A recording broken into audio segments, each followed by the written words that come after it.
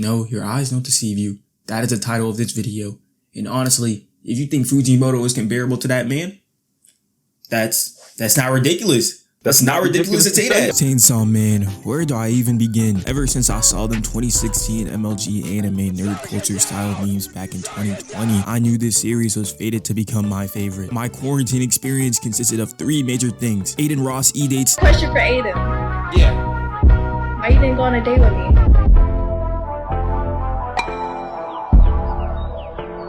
It's like watching the Mona Lisa get painted, oh my god. Seeing my childhood inspiration Technoblade go from a niche high pixel player to a Minecraft icon and Chainsaw Man. On the surface, this manga might have seemed like some big ass meme. First 20-ish chapters, it really just seemed like it'd be some goofy ass shonen with adult aspects. But then...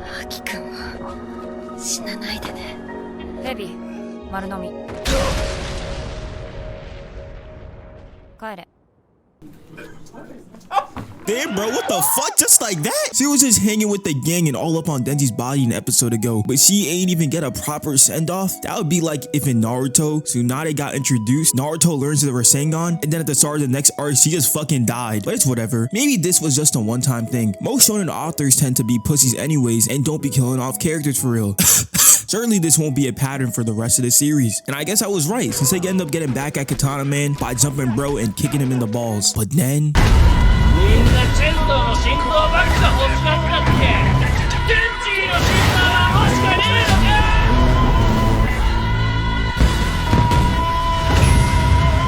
This is the arc where Chainsaw Man became Chainsaw Man. Ever since the first chapter, it's been brewing in the background that Denji has a huge desire to be loved, and that's the main reason he's dedicated himself to Makima. But what happens when you give him an actual love interest as his age range, and they both share similarities in their backgrounds when it comes to being treated less than human due to being hybrids? You get one bombastic ass arc.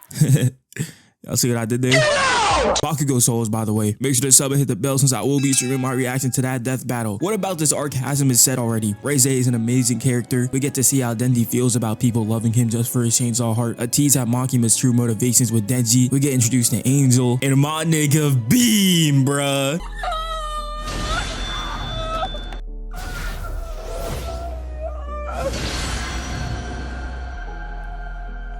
This nigga Fujimoto just couldn't help himself from writing another tragedy. It's like he gets turned on from making his fans suffer. This nigga had the audacity to ask, why didn't the author let Reze and Denji meet? Nigga, you the one who wrote the story! To be fair though, the reason he doesn't let Denji stay with Reze or Asa is because he was inspired by Kairi and Sora's dynamic in Kingdom Hearts. So at least he knows ball. The rest of this video will have manga spoilers since I'm gonna just be yapping about the story and Fujimoto's history and all kinds of stuff. So yeah, just letting y'all know now. After the Reze arc, shit just kept ramping up and getting crazier and crazier, more than the last. We went from Code Benny and Power doing a drive-by on Denji to them confronting the Darkness Devil in the same fucking arc. But after the International Assassins arc, this nigga Fujimoto must have seen what Gege was doing in Shibuya. Since like the second chapter, he's been teasing this Gun Devil entity, and you would think that this guy's gonna be the final boss of the series. But instead of having a climactic battle where Denji fights the Gun Devil and fulfills his promise to Makima, he doesn't even get to confront the Gun Devil. We get to see one of the most iconic panels of the decade, just to not even see the full fight between Makima and the Gun Devil, because he decides to cut it off and transition to Denji opening up the door to Aki becoming the Gun Fiend. Mind you, this nigga Fujimoto made sure to call back to Pochita telling Denji to not open the door before this, and clearly based on this chain of events I just described, he's already had a history of cutting away before quote-unquote climactic fights. But niggas still want to act like he was out of his body for the last 2 chapters of the story. He did this shit in the part 1. Y'all niggas be glazing. Fucking read the story. God damn. The iconic snowball fight happened that broke everyone's heart, but that wasn't enough for this man. He had to kill off Power when all she wanted to do was wish my boy Denji a happy 16th birthday. Damn you, Fujimoto! I truly do believe Power's death was the day the Fujimoto cycle was born. But at the time, this was just a joke amongst the core fans. But little did we know that this niche little fandom was no more, and Fujimoto's popularity was skyrocketed after the conclusion of part 1, and that the series would be getting an anime adaptation done by none other than Studio Mappa. Alright, now that I established how Fujimoto got his fame, it's time to address the elephant in the room!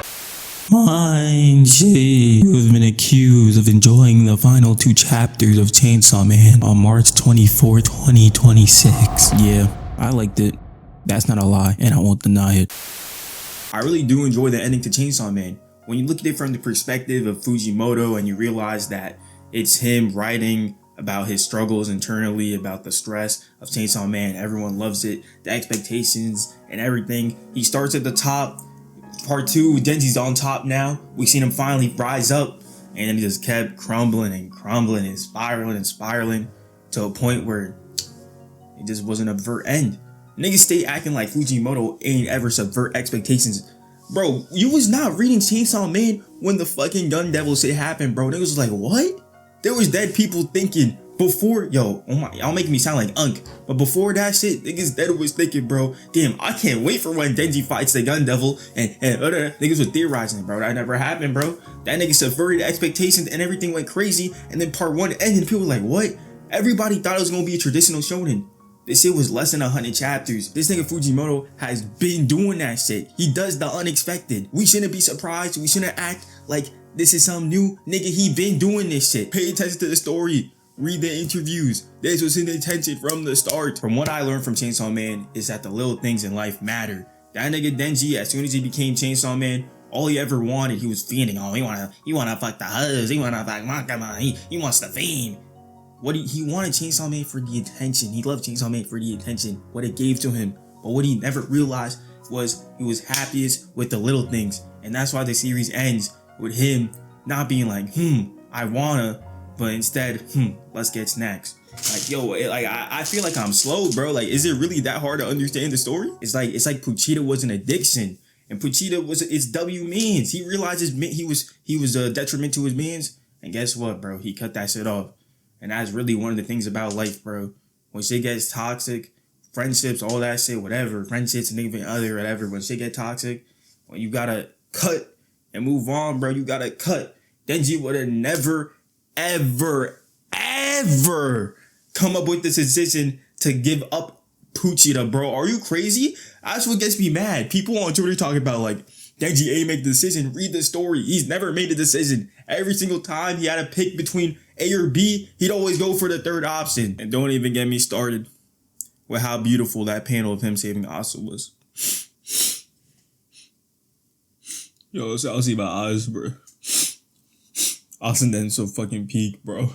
That's such a good shit. Nigga, the way he dropped the way that nigga dropped the chainsaw and ran up and saved her. And then when he put her on her chest, that nigga didn't even think of no horn dog thoughts, no nothing. That nigga's soul was clear. He saved her. He kept his promise, bro, with the bringing it to the world, bro. Like, he really did that shit, bro. Like, that nigga Denji really did that shit. Y'all niggas not seeing the vision. Niggas talking about, oh, Asa went for a minute, but gotta raise a main character, bro. Her life never was supposed to go that way in the first place. Like, holy shit. Niggas just want to be happy, bro. She made sure to solidify their happiness. And maybe when we get the Chainsaw Man with Julo or whatever, they go on a date again. Like, oh my God, bro. Like, y'all niggas really not seeing this shit. Y'all niggas make me look crazy. Just look at how Asa put in that work in the field, bro. I know for a fact she was looking like prime Neymar. As a nigga who's been reading this series for the past 6 years, this ending truly was something beautiful. But clearly, most people, not even most people, the internet. Because the internet is not real life. Let me tell y'all niggas something. All us manga readers, nigga, that shit is not real life. Most niggas who watch anime only watch anime. Shit, most niggas who watch anime don't even watch it in Japanese. Nigga, they watch it in English. All this internet discourse is fake. It is absolute bullshit. Because inevitably, when the anime gets to this section and it gets animated, all the people who are anime only and just watching the anime just to enjoy a nice story, they will love the ending. We've seen it happen multiple times already. It happened with Attack on Titan. And what did I tell y'all niggas in My Hero Academia in my first ever MHA video? I told y'all niggas when that shit gets animated. Oh. My bad, I was getting a little out of body, but nah, fuck that shit. I told y'all niggas when that shit get animated, it was gonna be a masterpiece. Look at the ratings, nigga. Who was right? I was right. I was fucking right. How MHA's ending gets regarded as one of the best endings ever. But you would never think that if you was a Twitter nigga, because everyone was hating on it. The hate for Fujimoto used to be a troll thing in the community, but it's actually gotten like to insane levels. I mean, just look at his TikTok, bro.